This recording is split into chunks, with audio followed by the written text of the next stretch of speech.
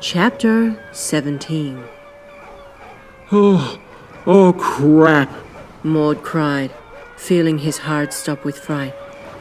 We are so done. Basil, panting hard, couldn't contain his disappointment as he stared at the nastiest face in Australia. He sighed dismally, feeling equally defeated as Maud, but was just simply too exhausted to put up a fight. How? Basil thought to himself. How the hell did he know? He couldn't understand how this Stenton kept up with the pace, just as fast as they did. And to know they were heading toward the oak tree, it just didn't make any sense. Basil was astounded. The thought of not reaching his Uncle Sar poisoned his heart with unbearable regret and frustration. What a nightmare. He whispered, slumping back onto the trunk of the oak tree, squeezing his eyes shut, hoping he would just vanish into thin air. So, Stenton began coldly through his splotchy torchlight, casually leaning on a branch. this is what you've been looking for, I assume? Lo and behold, he grabbed onto a piece of rope with a black rock dangling from it. Basil's stomach almost fell onto his boots as Stenton's words painfully marinated the air. Knowing they were doomed, Basil and Maud didn't even care to answer. The voices of the prison guards grew louder, a stark reminder that the entire force of Fort Denison was closing in on them, not to mention the barking of vicious dogs nearby as well. Hear those? Stenton smirked. Dogs haven't been fed since yesterday morning. Basil and Maud shared a fleeting glance. We haven't done anything wrong. Basil finally muttered, looking up at Stenton. Your guard man, Harry, left us with those lunatics on the fence. We only came here to see my uncle, after waiting for hours. And now we've got into all this trouble for nothing. Stenton's menacing face was unflinching, and he stared at the two of them in silence. The sounds of crickets began to fill the dewy air, and Basil wished now, more than ever, that he was one of them. Life is full of complications. Stenton eventually answered, shining the torch into their faces. Doesn't always turn out how you plan it. Basil met his piercing glare. I'm not afraid of dying. I know. Stenton nodded. Basil was taken aback. What the hell's going on? He wondered. How does he know? To his and Maud's astonishment, Stenton yanked down on the thin rope, and out of nowhere, beside an overgrown snow bush, a concrete slab scraped along the soil, eventually revealing an underground tunnel. You've got to be joking. Gasped Maud, peering down into its blackness. The air was taken out of Basil's lungs. He couldn't believe his eyes. This was all getting weirder and weirder by the second. He glared at Stenton suspiciously. You know, Stenton began calmly, glancing at Basil and Maud's confused and sweating faces. people can indeed wear many masks, and what appears on the outside doesn't always represent what's on the inside. He lowered his gaze and eyed both of them. There is always more than what meets the eye. Basil and Maud glared at each other, stupefied. Why is he not pegging us to the ground and handcuffing us? Basil skeptically thought. Nothing was making any sense. Go on. Stenton muttered, waving his torch toward the darkened tunnel. Down there? Stammered Basil uneasily. Down there. Stenton confirmed flatly. You mean you're letting us go? Maud asked disbelievingly. Why are you not beating us with your flogger and handcuffing us right now? Go now. Stenton growled sternly. You're out of time, so don't make me change my mind. Stenton's calloused voice alone was enough to make anyone obey immediately. In the shaky torchlight, Basil peered into the dark tunnel and noticed several stone steps. They looked dangerously slippery, but it was the obvious choice, the only choice. Without wasting another second, Basil lunged into the tunnel until Stenton abruptly grabbed his wrist with a grip as strong as granite. Do not stop until you get to the end. People have died down there. Oh, well, that's comforting, isn't it? Maud muttered, unable to shake his worry. Basil peered over his shoulder at Stenton's hard face, shining in the torchlight. They died from what? You young pommy brutes have proven your fearlessness already, so now is your chance to stretch it a little further. Stenton threw each of them their sacks. Strap up. Basil began climbing down the stairs. He quickly glanced up at Stenton's ashen face. Thank you, Stenton.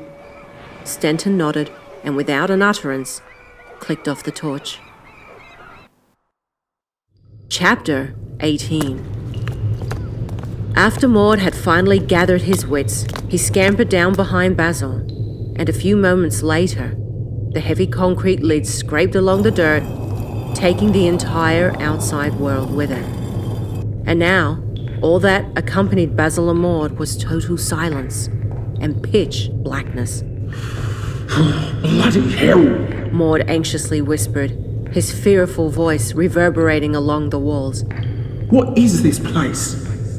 I don't know, Basil answered impatiently. but we have to move, now. I can't believe that big sod Stenton let us go. Maud chuckled with relief. I almost crapped myself. I thought we were finished. Oh, me too. Basil snickered. I just can't believe that Uncle Sal's alive. I mean, maybe that Lazarus is lying to us. I doubt it. Maud answered. If he was, he would have lied about this place too. Yeah, you're right. There was a genuineness in his eyes. Basil said. I felt it. Where are you? Maud stammered with his hands outstretched, searching for Basil's body. I can't see a bloody thing. I'm here. Hissed Basil, grabbing Maud's arm in the blinding darkness. Oh, to hell with this place. Maud muttered. It's giving me the heebie-jeebies. What did Stenton mean by saying people have died down here? I mean, who says that? It's freaking me out. Just don't think about it, Basil said, reaching for a box of matches in his trouser pocket. It's only a tunnel. Bloody spooky one. Basil struck the match, and a whoosh of bright light cast their lonely shadows along the moist walls as they walked. Thank God. Maud sighed. Do you think we're under the harbour? I'd say so. Basil murmured quietly. It's so muggy down here. I feel me pit soaked already. What is that rotten smell? It's you, mate. Basil rolled his eyes, walking past him. Now hurry up and get a shuffle on. Oh, we don't even know where we're going. Maud scoffed, tagging onto Basil's sweaty shirt, not daring to let go. Sod this place. Makes me skin crawl. And why would Stenton say don't stop? Where's the sense in telling us that, eh? What's with all the bloody questions? I'm nervous as hell, that's what. Well, we just have to do what he says. Basil impatiently answered, quickening his pace, whilst running his hand along the wet wall of the tunnel. We don't stop. As darkness befell them once more, Basil quickly grabbed another match and lit it. He observed the murky surrounding with the tiny flame until it charred down to his finger. I mean, this has to lead us somewhere. He mumbled, oblivious to the harrowing darkness in front of him. He wasn't bothered so much about being in the dark, but Maud felt otherwise. Living on his own for all those years at the study, Basil fortunately grew a thick skin for the more subtle things in life, such as darkness. Maud, on the other hand, had always been blessed with the comforts of family security and standard household luxuries, such as electricity and hot food. And as a result, he was not coping at all with this brush on the dark side. Well, I thought I'd be in a nice comfy bed by now. Maud's grumbling voice echoed. A nice cup of tea with some bickies. Instead, I've run away from a bloody prison, and now I'm lost in some damn underground tunnel of doom. How do we know this is some trap? Oh, calm down, will you? Basil groaned. You're waking up the dead. Oh, now was saying those words totally necessary? Maud sneered sarcastically. Basil lit another match and turned over his shoulder, glancing at Maud's worrisome face through the flickering flame. Don't worry, he giggled with a wry smile. What's the worst that could happen? I beg to think. Maud responded. It hit the right spot, for Basil broke out into gigantic laughter. His laughing bounced for an eternity throughout the tunnel's endless passage. Oh, Jesus, please! Maud begged. Just stop! You're killing me! I just... Basil heaved, wiping his eyes. I just can't believe how hideous this all is. The whole thing! Well, laughing isn't going to make it any better, mumbled Maud. Yes, it is. Suddenly, another laugh was vaguely heard echoing along the walls.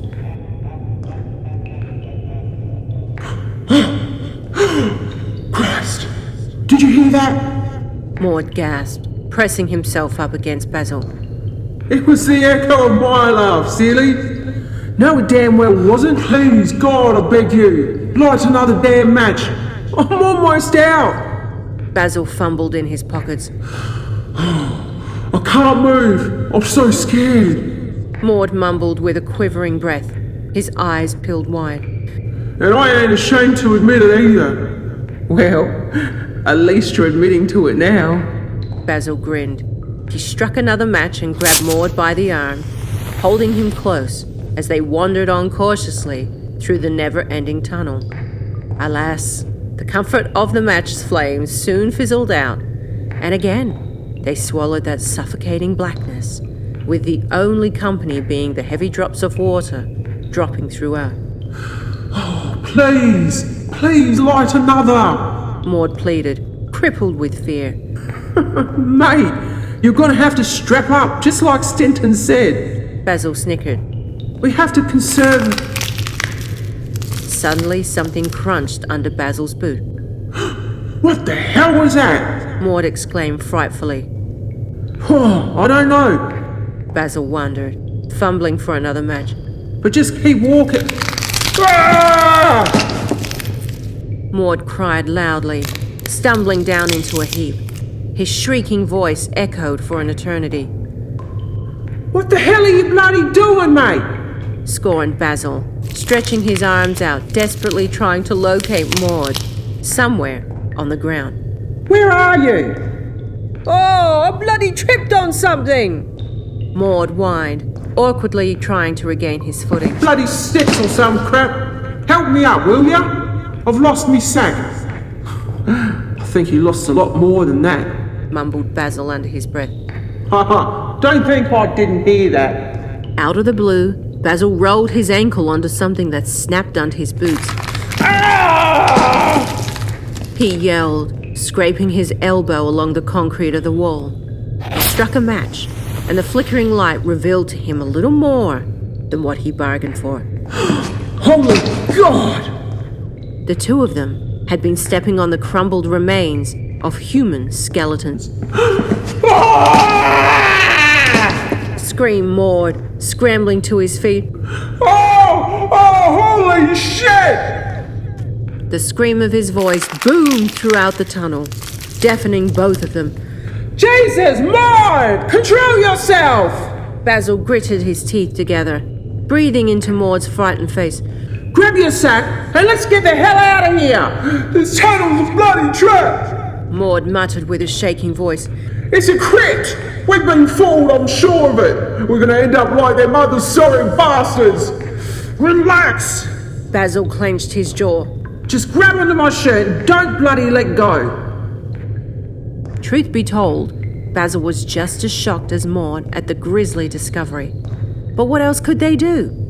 They just had to keep going. There was no other choice. Vigilantly, Basil hurriedly ran his hand along the tunnel wall, with Maud tugging at his shirt right behind him, praying that they wouldn't run into any more ghastly surprises. And the looming darkness didn't frighten Basil, but human skeletons sure did. The continued anxiety of walking through the dark tunnel had them feeling like they'd been in there forever. Seconds felt like hours. Okay, mate, I know it's hard, but just try to relax. Basil inhaled deeply, listening to his best friend's terrified breathing through the bleakness of their escapade. I'm trying to, mate, but this is scaring shit out of me. I'm getting used to this darkness now. Basil muttered quietly, still keeping up with his hasty pace.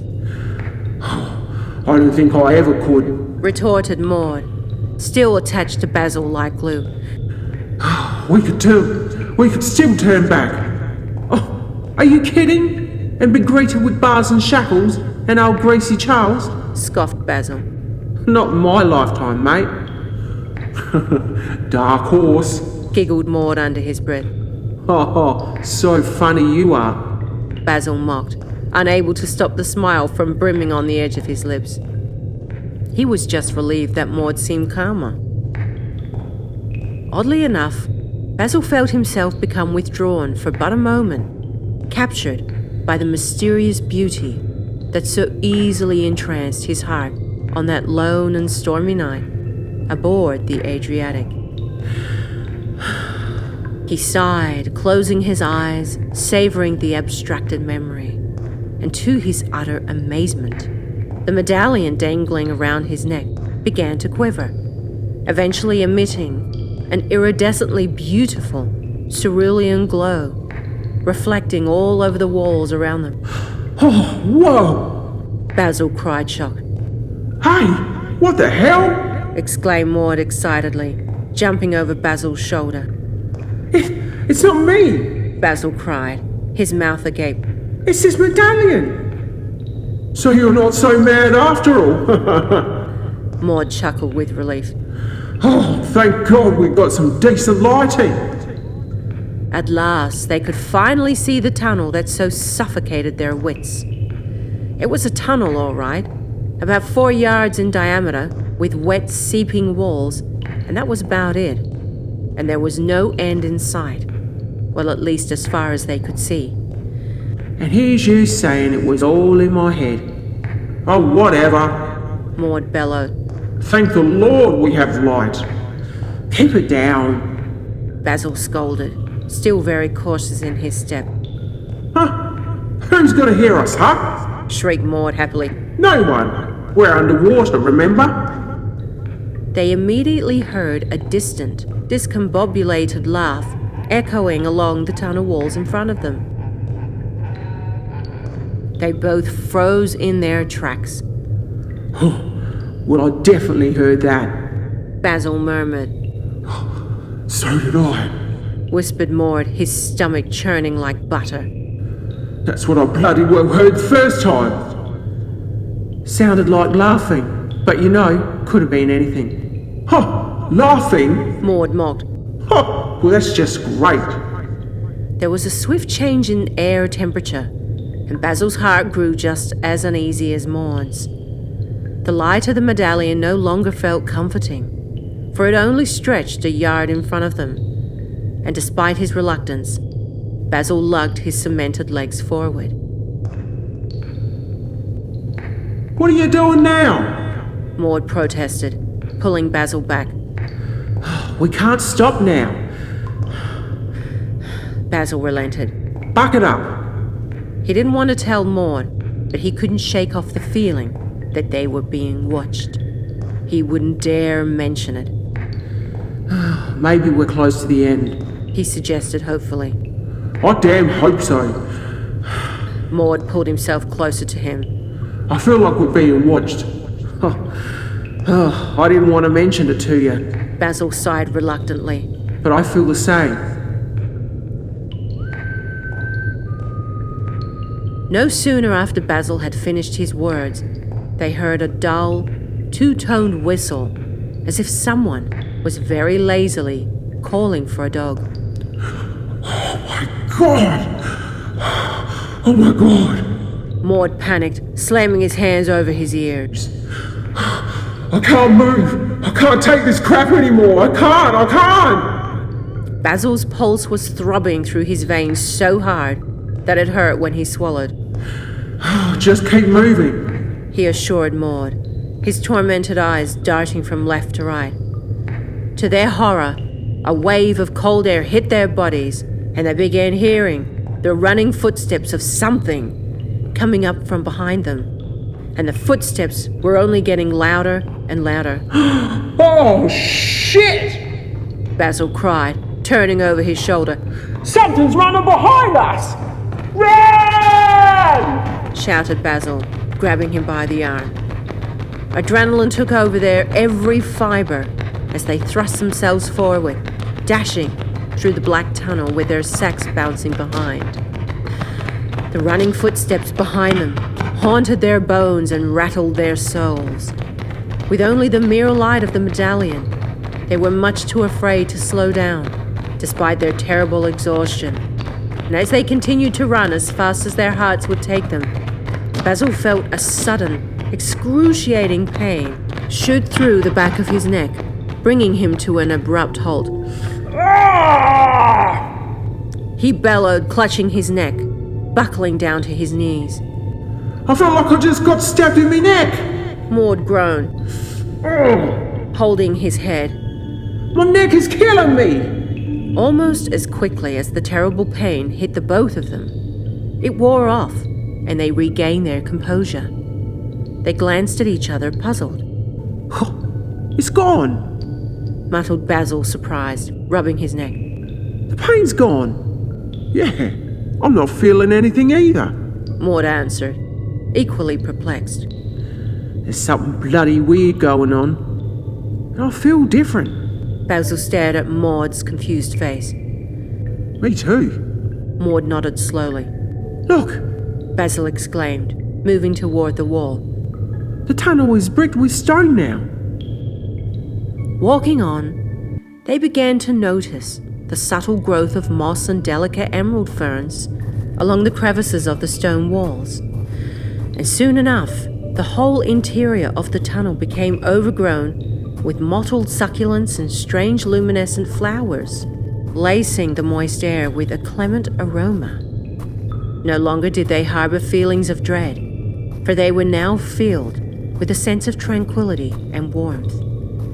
Without even Basil noticing, the medallion's glow slowly extinguished, becoming replaced with warm amber hues, flickering from a myriad of stone lanterns nestled along the walls. Unexpectedly, there was something that took Basil off guard in the distance. Wait a minute. He abruptly halted, restraining Maud with his arm. What? Questioned Maud. Peering through the dampness, Basil's inquisitive glance immediately melted into relief. Oh, there's a stairway. He exclaimed excitedly. I'm sure it's a stairway up ahead. Maud squinted hard and eventually noticed it too. Oh, thank Christ! He cried, throwing his hands up in the air. Let's go!